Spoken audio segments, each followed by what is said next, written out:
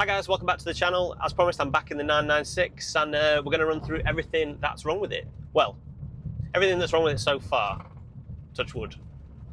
If you've not seen the previous video I did on this, which is kind of like a little introduction and story behind how I ended up buying it at the lovely price of £8,500, then check that out in one of the pop-out banners somewhere, left or right.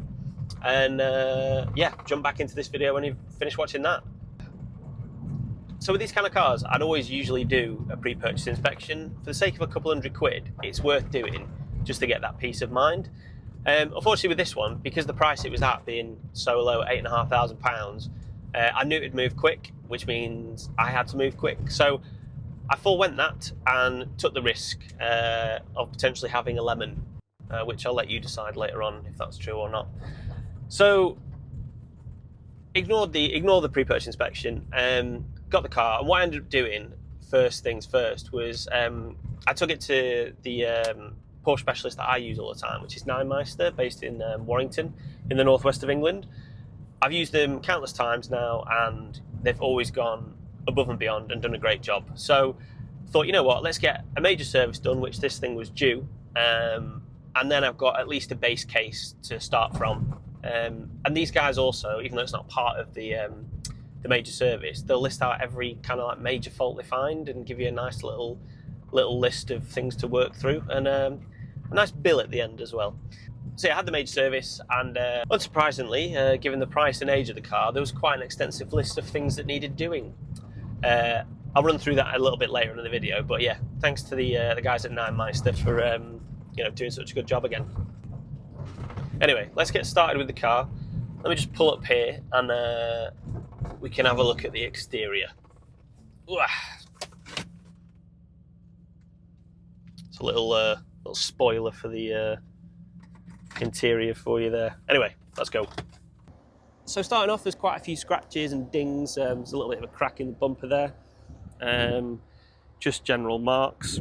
The headlights were really yellow when I first got the car. I actually restored them myself. Questionable, but yeah, it's not overall bad nick. Apologies, the car going past. Whoa, that was very loud. So yeah, they're now in pretty decent nick. A bit clearer, not too bad. Moving round, tyres are okay. These don't match because I think so. They're actually the correct colour, but I think the wheels have been resprayed and they're wrong. Calipers are awful. They should be black. They should be red. And whoever painted them didn't do a good job. There's a little bit of rust inside there. There's generally a few dings across the car. A little bit of, I think there's a little ding there. This wheel's quite bad. It's a bit knackered that way. Around the side, not too much. Underneath's a bit rusty. I'll try and get another video of that at some point. But weirdly, overall, the actual exterior is not too bad. It's more just like paint scuffs and things like this, where it's faded a little bit. Yeah, overall not too bad. I think that's come up because the engine has been on and it's a little bit too hot. So yeah, let's go from there. Moving on to the interior, let's get inside here, have a quick look around. So yeah, it's actually not too bad of a place to be. This dial now doesn't work anymore. There is a little issue with a switch on this and also the aircon, but I'll leave that to the mechanical chat. No spoilers. This window actuator doesn't work, so the window comes up and down, but when you come to close the door, it just gets stuck, so it's quite a big risk that you can break the window there. This infotainment system is awful. If I can swap it for the PCCM one, I will, but it's quite chunky. And as I get onto in a bit, there is a rather large bill, or number of bills coming this way. What else have we got? Just looking around. You don't know why this is plugged in. That'll lead on to answer that question. Obviously this was spoilt a little bit before.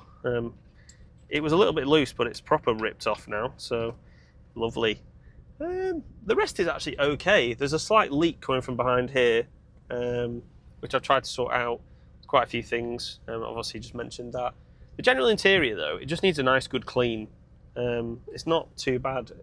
Interior is good at the back. This seat bolster is coming away a little bit, so it's not the best, but it won't be an overly massive thing to fix. Yeah, I think interior is actually the best bit. Exterior is a bit funky, and yeah, the mechanical bits as well, which we'll come on to. Yeah, that's probably the worst of the car, but overall, interior is good, and the horn works. So that's the exterior and interior covered. Should we move on to the juicy mechanical bits? I have a list here. By the way, if you're wondering why the engine's still running, I went to put fuel in this little thing for filming this, and after filling it up and going to start it up, she threw a little wobby and wouldn't start. So finally got her back up firing, but I don't really trust her to start up again, which is where we come into this. So the Night Master technician, Andy, wrote me a nice list, like I said before. So I'll just quickly run through these. Some of them are not even big jobs. Some of them are just literally the more MOT related, like, you know, what you're going to be able to need to do to pass your MOT and just general things that don't work. So front and rear wipers smearing. I mean, it's not an overly big job. I've changed both of them now, and I'm thinking of doing a rear wiper delete anyway. Passenger door light inoperative. I think that might potentially be down to some of the water coming into the rear passenger footwell. I'm still trying to determine where that's coming from, and I've just spotted a seal seems to be on its way out there. So anyway, so that doesn't work. Handbrake handle cover loose. Well, that was spoiled for you before, so you knew about that one. Fuel cap lanyard missing. Boring. This is where it starts to get a little bit more juicy. Brake line over front subframe corroded. There's a theme here. Centre brake line corroded. 2 rear brake lines, non-genuine and have been pieced together. 4 times rear upper control arms deteriorated. Windscreen cracked, which I've actually had replaced, so that's sorted. Gearbox multifunction switch faulty. Unfortunately, this is a Tiptronic gearbox, and it has a little quirk where sometimes it goes into like what looks like a limp mode on the dash, but apparently it's just a switch. And I found a workaround at the moment of just plugging in my diagnostic tool and erasing the code for the time being, so that's fine. Gear shift cable corroded. Air conditioning pipe under car leaking. It's quite hot out here today, and the windows are up, and there's no aircon. It's just blowing warm air at me. So yeah, that's probably needs to be fixed fairly soon. Lower cam chain cover washer leaking. Several ignition coil packs split. Various engine / gearbox oil leaks. Requires further diagnosis. So I have a feeling that's going to be the RMS, if I'm honest. Judging from where I can see the leak coming, it looks like it's from there, but I could be wrong. Could be anything. And camshaft position sensor faulty. Funny story about that one. So they noticed when it was in the shop that it was running really rough, like it was just caking the place in fuel. Not leaking, sorry, as in like a fuel smell. It was just burning a lot. They noticed when they took the car up, they went to look at the just generally the condition of it, and they noticed that the solenoid was unplugged. So they went to plug it back in, and it blew like 3 fuses. So obviously, whoever's had this in the past knew it was an issue, didn't want to pay to get it fixed, and just unplugged it, which it'll work, but it won't pass emissions tests with that. So yeah, that's kind of the technician's notes. I was then provided with quotes for everything.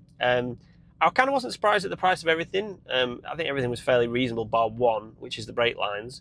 So to do the full brake lines, which apparently need doing pretty quickly, and obviously they won't pass an MOT as they are from front to rear, that's going to be around 1,700 quid, including labour, and that's not including VAT.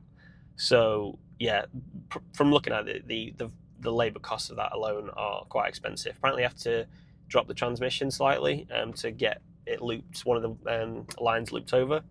No idea. Suspension, that's going to be about 850 quid. Gearbox switch, says about 400 quid. Labour on that's quite low, so I might look to do that myself with some friends of mine.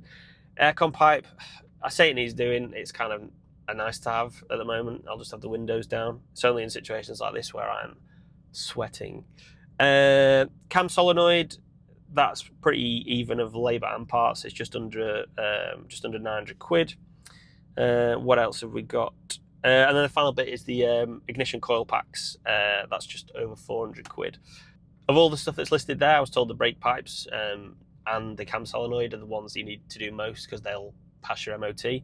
So if we look at those alone, that's just under 2,700 quid. And again, that's without that, so add another 20% onto that. It's quite a chunky bill. It's worth noting that all of those prices do relate to Porsche OEM parts, so there's probably some savings there on a few bits and bobs, but yeah, the labour costs are quite chunky. So that's what I'm dealing with, quite a chunky bill there, guys. I think I said in my last video that I was just going to keep this for the summer, do my road trip, and then just get rid. I've done the trip now. It did it without issue, which was surprising, given what's on that list. But yeah, I've encountered another problem in that I'm actually quite smitten with it. I know it's quite a lot of money to spend on bringing this cheap 911 back to life, but I think I'm going to do it. It's not going to be a quick fix by any means, and I'll definitely bring you guys along the way, but I've got big plans for her. So yeah, let me know in the comments if you agree. Tell me what you think about the car. Let me know if you've got any advice about that massive bill. And yeah, let me know if you think I should keep her as well. But yeah, I hope you enjoyed the video, guys. If you've not subscribed to the channel already, do give the subscribe button a little prod for me, and give the video a like. It really does help the channel. And yeah, here's to many more videos of the 996 potentially. Cheers, guys.